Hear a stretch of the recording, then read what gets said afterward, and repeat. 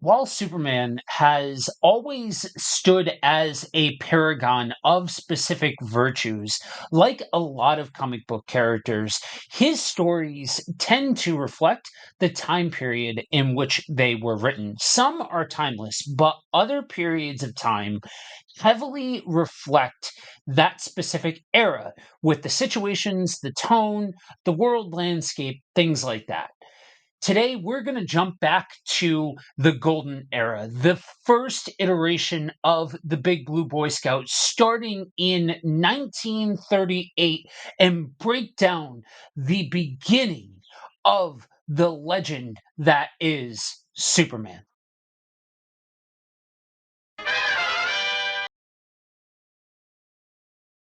The age of superheroes, as we know them today, began with the Big Blue Boy Scout. In 1938, when Superman first hit shelves in Action Comics #1, kicking off the world of DC Comics as we know them. He was the first. And the reality is, DC's continuity is messy. They are known for their reboots and their reimaginings, but generally, their continuity can be broken down into specific ages. Starting off with the Golden Age, 1938 to about the mid 1950s. This era for Superman saw his debut, Action Comics #1, where he is a champion of the oppressed. He fights against social issues like political corruption and crime.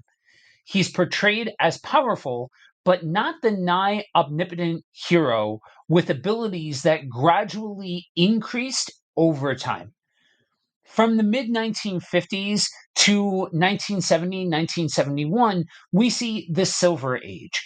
This saw the revival of the superhero genre as tastes and world events shifted on the world's scale. Superman's adventures during this time became way more fantastical and increasingly outlandish and more comedic over time. Bigger, more bombastic, and this is where Superman could basically do anything. This era was known for introducing concepts like the multiverse and the Justice League of America. From 1971 to Crisis on Infinite Earths, we have the Bronze Age. The Bronze Age saw a shift towards darker and more relevant stories, addressing social issues and featuring more complex, more morally ambiguous characters. Superman's character evolved during this time. He became more grounded and less focused on the whimsical elements of the Silver Age. This era is also marked by a focus on the duality of Superman's identity as both Clark Kent and Superman. So, post Crisis on Infinite Earths in 1986 through Flashpoint in 2011, we see the post crisis era that began with a reboot of the DC universe in Crisis on Infinite Earths. His origin was streamlined at this point, and his powers were massively scaled back in comparison to what they were in the Silver Age. Lex Luthor was reimagined as a wealthy businessman and more like the version of Lex Luthor that fans tend to know nowadays, rather than solely just this mad scientist character. This era is also known for featuring events like the creation of New Krypton.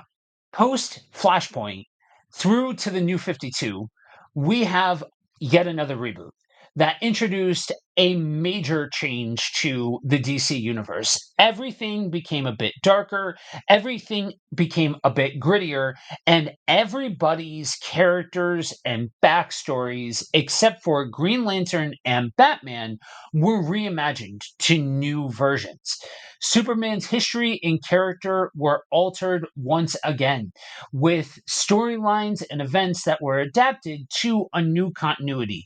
He was younger, he was edgier, and he was definitely more akin to something that you may see out of somebody like Zack Snyder. Then we have the DC Rebirth continuity, 2016 to the present day. This is where we saw a merging of certain elements from the post Crisis and post Flashpoint continuity. This era has seen the reintroduction of certain classic elements and a focus on heroism and optimism reintroduced with the older Superman coming back into the scene. In the years before the debut of Action Comics #1, Superman would go through different iterations. He actually started off as a villain before going through different revamps and becoming the figure that we know today.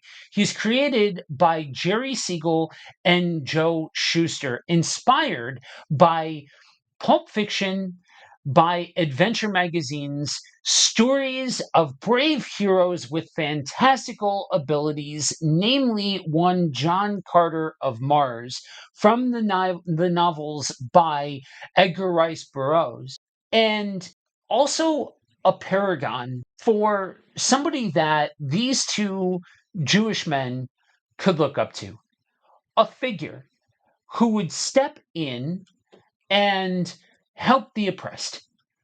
See, when Superman hit shelves, we're in the era of the Great Depression.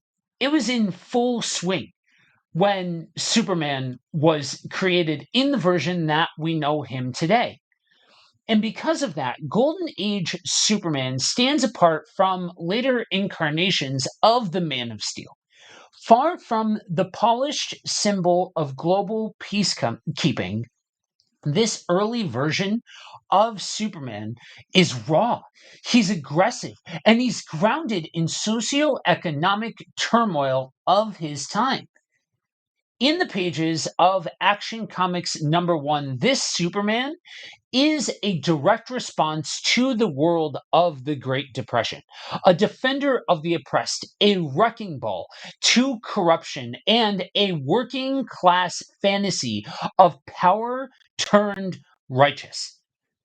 To truly understand Golden Age Superman, we need to strip away the decades of mythologizing that followed and examine the psychology and philosophy in the raw.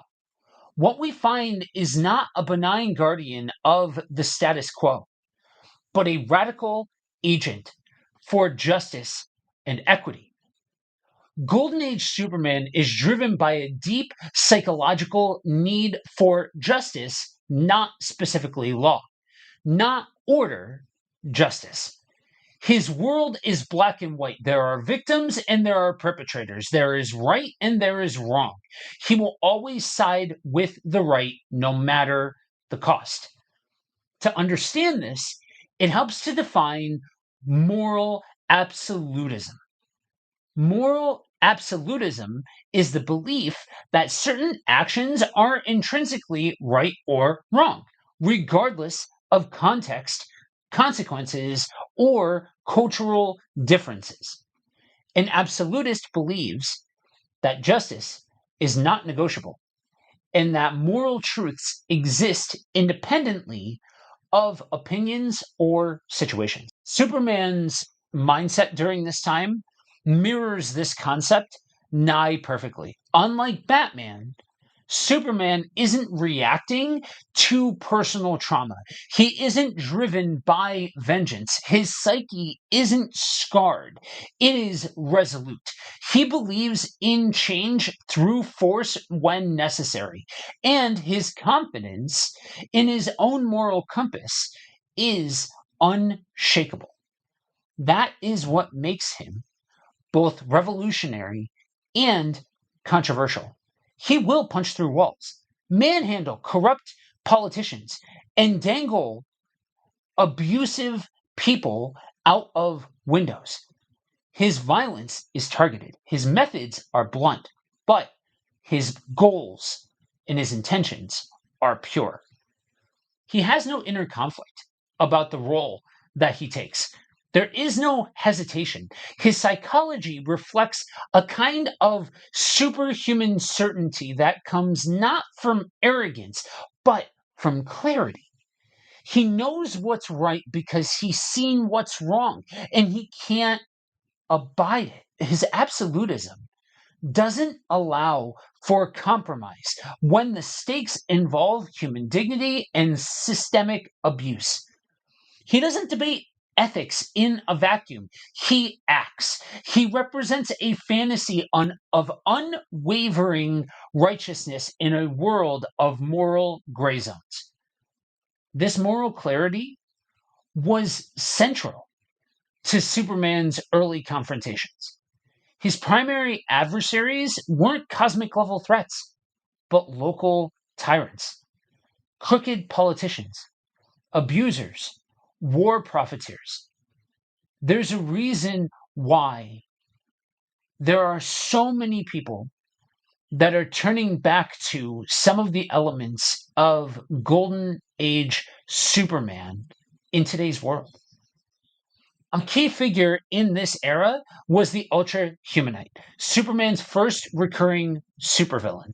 Ultra Humanite's obsession with control and superiority and domination stood in direct opposition to Superman's moral compass.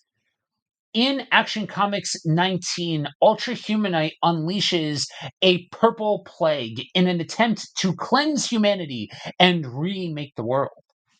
Superman's response is swift, unflinching, unwavering. He saves the city, thwarts the genocidal plan, and reaffirms that no ideology, however grand, can justify mass suffering. The Ultra Humanites' ideology chillingly paralleled the rise of fascism at the time, especially beliefs in radical purity. The comic was published in 1939.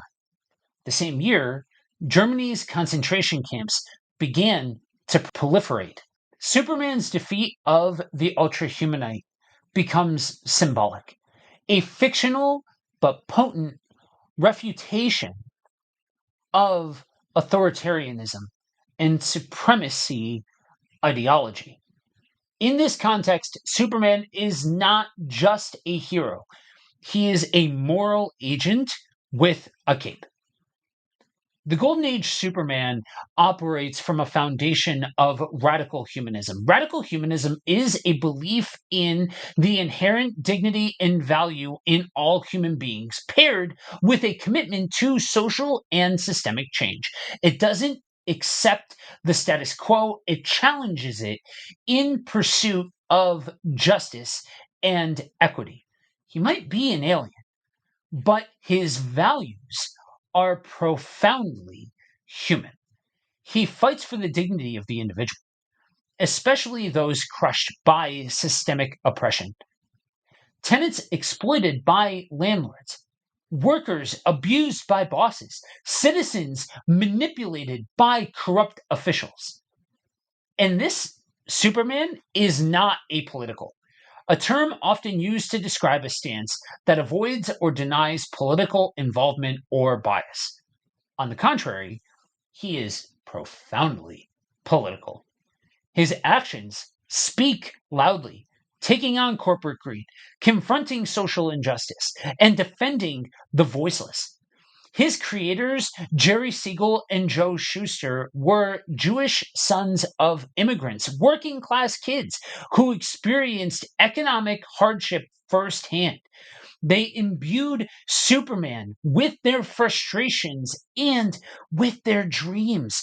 He was the answer to a world where might often made right, where power reigned supreme. Superman flipped that equation, making right the true might. He doesn't aspire to be a god or an emperor. He doesn't want to rule. He wants to help. And not by preserving the broken system, by confronting and, when needed, dismantling the system. Superman's early stories are filled with him attacking corrupt institutions, not foreign invaders or cosmic level threats. In the time where Superman was created, millions were left poor and disadvantaged from unemployment and blows to their businesses. Many were losing faith in the government as time and time again attempts to remedy this economic disaster that they were a part of failed. It was a time where a lot of people felt helpless, where they were in desperate need for someone, anyone, to pull them through. This, friends, is why I say in today's climate that feels so helpless for so many people, why we need to turn back to a figure like Superman, because there's power in storytelling. This is the world that Siegel and Schuster lived in. And this was the world that Superman was birthed into. Superman's movement against big business began in Action Comics number 3, which was published in August of 1938.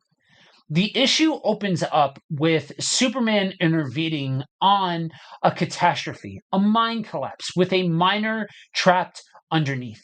The rescue crew had been sent in, but had not been heard from. Superman discovers that they had all passed out from poisonous gas. Superman is able to rescue everyone, but the miner is left disabled for life. When interviewed by Superman's alter ego Clark Kent, the miner reveals that miners have been working in unsafe conditions in the mines for months. The boss of the mining company had disregarded their complaints for better safety, taking advantage of their need for money to pay bills and feed their family in exchange for their life and labor.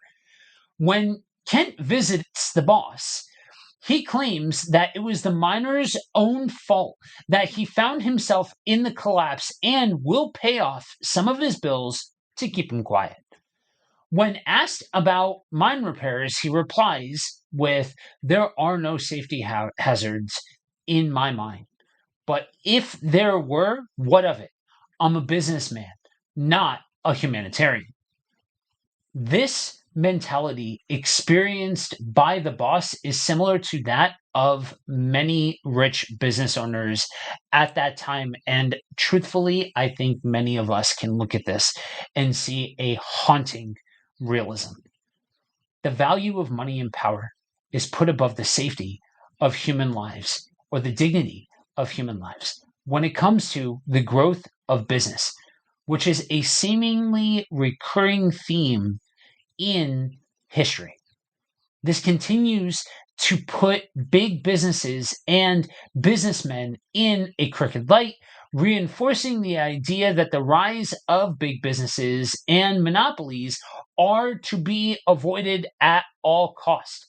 Later that night, the boss throws a party and takes his rich and high end partygoers to the mines.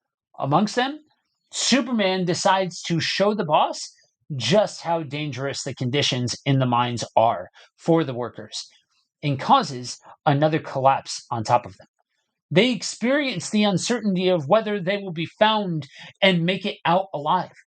What the miner and the rescue crew had been through just pages earlier. The desperation to survive makes the boss realize just how dangerous it is in his mind when he discovers that all the safety devices were malfunctioning. As he and the partygoers attempt to dig themselves out, the boss breaks down. He says he has no idea that this is what it was actually like for his workers. After his exclamation that if he lives, he will do better for them, Superman steps in and he saves him after having proved his point. At the end of the issue, the owner of the mine boasts to Clark Kent that he now has the safest mines in the country and his workers are being treated a lot better. It took going through harsh conditions they were perpetuating to make corrupt businessmen want to improve their conditions and remove them completely. These were the types of conditions that poor citizens in America were experiencing beyond the pages of Action Comics. They struggled to work in dangerous conditions that could potentially prove fatal just for the chance to make some money, to take care of their family. As seen in these issues, businesses were taking advantage of that desperation, and there was a need for someone to step in and do something about it. Superman was written into the narrative to fill the void. As a champion of the oppressed, Superman represented the will and voice of the American people. This is where we have to talk about the whole truth, justice, and the American way thing. It hasn't been truth, justice, and the American way for a very long time. But the reality is, this was the 30s. It was a different time and it was a different place. There is a lot of idealism baked into early Superman. So, in the midst of looking at Superman as a paragon for fighting against oppression and fighting against tyranny, yes, there is some patriotism that has to be taken in along the way. He was meant to be a representative for people who did not have a voice at that time.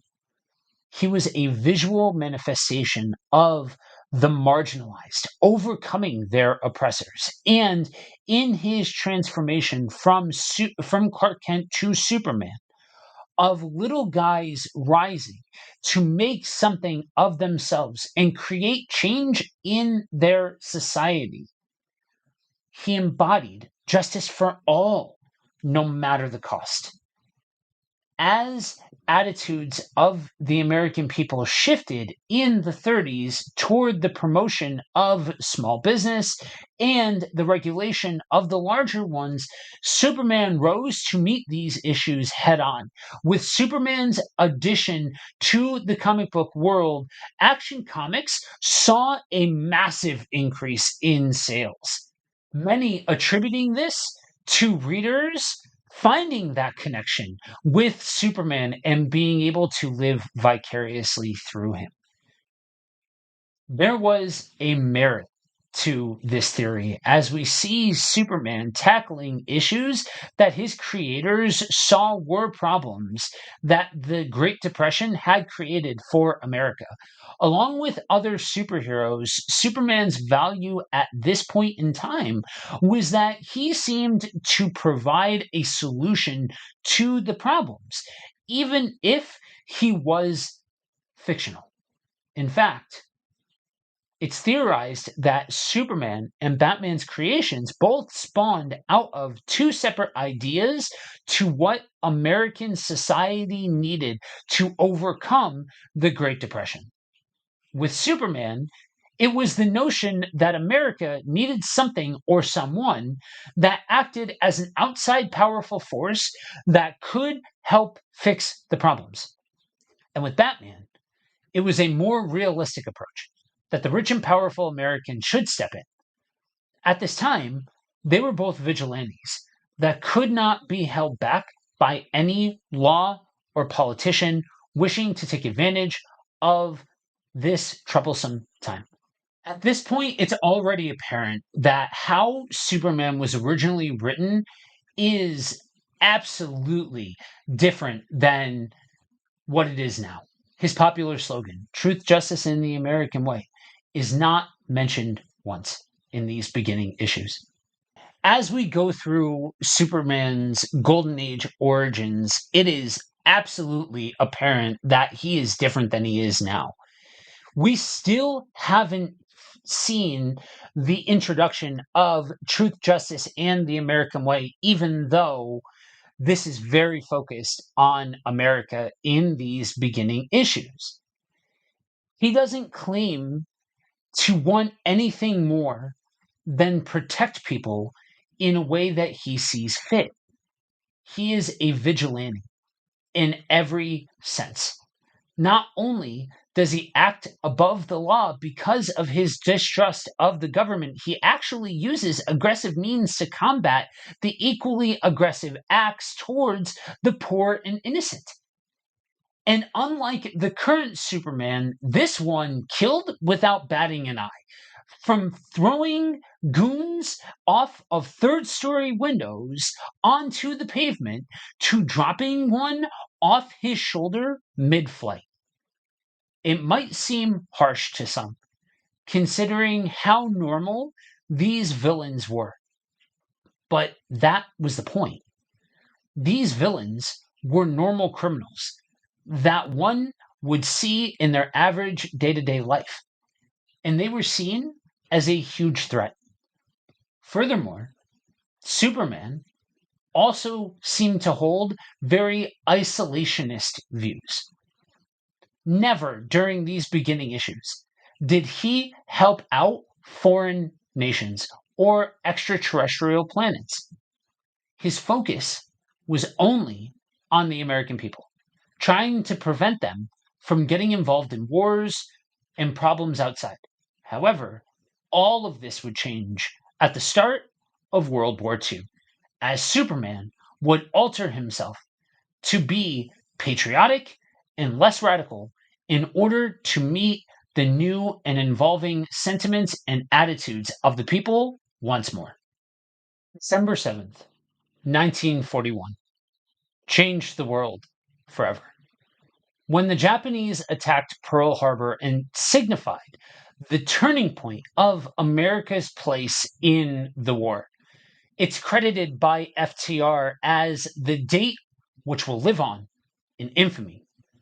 And it united the people of America in their decision to join the Second World War on the side of the Allies. Congress approved the declaration of war the very next day, and in the years that followed, media of all kinds became dedicated to war propaganda. That includes comic books for both Marvel and DC. Up until then, the war had been raging in Europe for 2 years since the German invasion of Poland in 1939. And during those 2 years, while America had faith in their European allies, the war was in the back of people's minds. Pearl Harbor brought the war to the forefront and became the rallying symbol for the American cause. As war propaganda, a lot of comics promoted this mentality to encourage the loyalty and determination of the American people to their country and the war effort.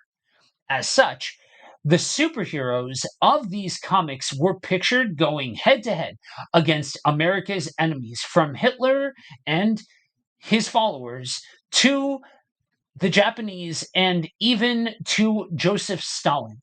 Superman was no different. And for those of you wondering, yeah, some of this stuff doesn't age very well. So just keep that in mind. As the world transitioned from the economic despair of the 30s into the global crisis of World War II, Superman changed with it. His radical street level activism gradually gave way to a patriotic nationalism. Welcome truth, justice, and the American way. After Pearl Harbor in 41, Superman began appearing in overtly pro American narratives. He bought war bonds.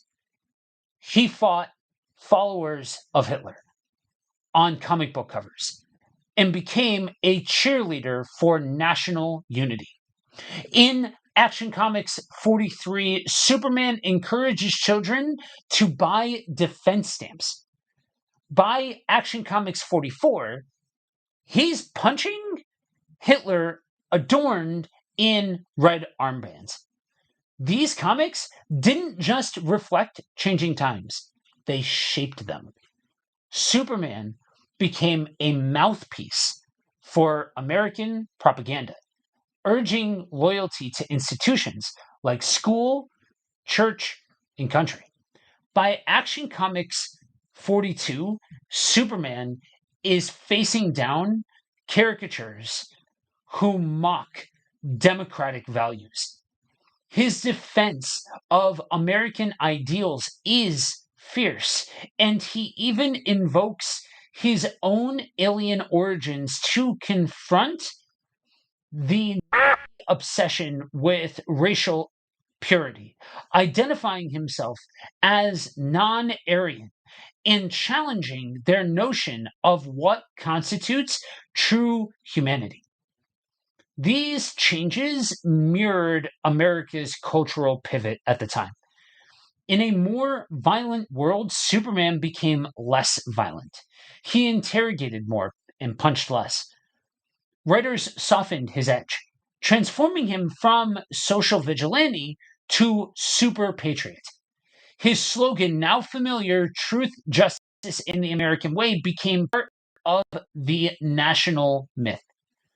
Comics became tools for state influence, their covers bearing war bond stamps.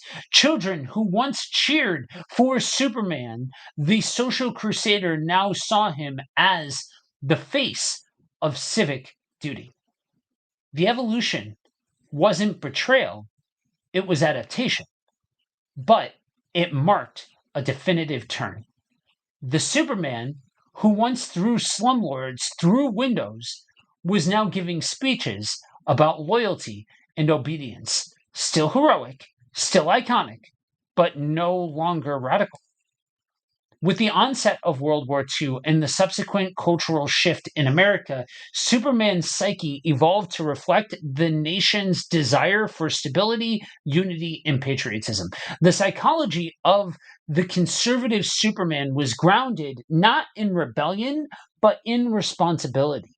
His confidence remained, but it was channeled into reinforcing collective values rather than challenging authority.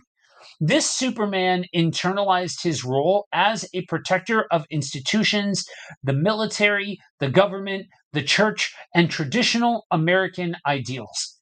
Instead of targeting corruption within these systems, he became their champion.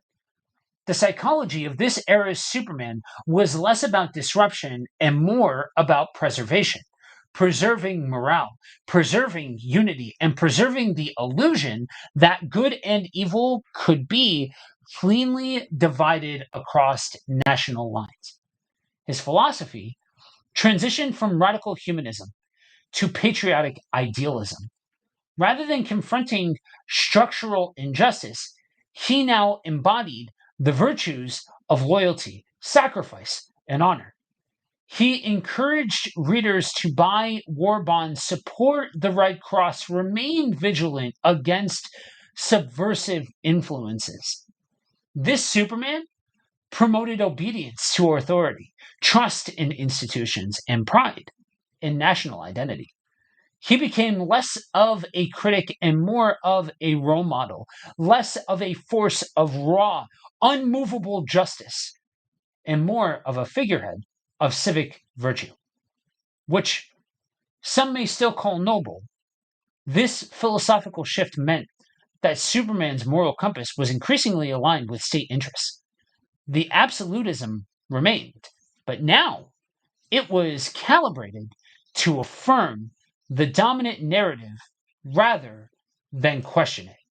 That's why this version of Superman, while it spawned some of the most iconic stories and some of the most iconic material, remains one of the most controversial versions of Superman. In order to combat the growing tension and fear around World War II, Superman used his position as a beloved superhero to serve as a tool to try and help people see that America had it all under control. He preached undying nationalism and loyalty to the war cause, with no excuse for doubt and negative stances. This was also an interesting time where we see comics influencing the real world rather than the other way around, developing a relationship that helped children and teenagers feel like by buying a stamp, by buying a war bond, that they could fight alongside their favorite superhero. See, even though there are big swings in the Golden Age, Superman was more than a hero. He was a psychological and philosophical force. There's continuity. It was just dialed into different directions. He represented a kind of moral absolutism that didn't tolerate injustice, no matter how entrenched. His psychology was rooted in certainty, not in doubt. His philosophy was about fighting for human dignity, not enforcing cosmic balance. In the 30s, he was the voice of the underdog, a wrecking ball aimed at corrupt power. In the 40s, he became a symbol of national unity, for better and for worse, a powerful face of American idealism. Both roles at the time, regardless of how we may feel today, they mattered to people, but they were not the same. This Superman wasn't safe. This Superman wasn't tame. He was revolutionary. And maybe in a world that is still grappling with power and inequality, we need a bit more untamed and a bit more revolutionary out of our Superman. A voice for the people, a voice to stand up for the oppressed. See, I find this version of Superman to be very hit and miss, personally. I do not hold back from the fact that you are not going to see me waving the American flag or succumbing to nationalistic ideology. I can understand that Superman is always an answer to the needs of the time.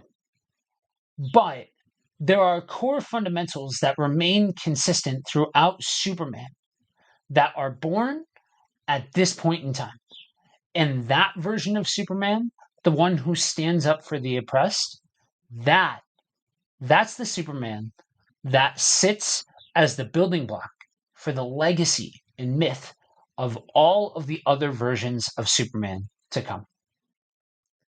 Let me know if you enjoyed this. We may hit the other versions of Superman along the way. In the last several years, I've become more appreciative of the character of Superman and why him fighting for the underdog and him being this statement piece for humanity is so important and so resonant for me.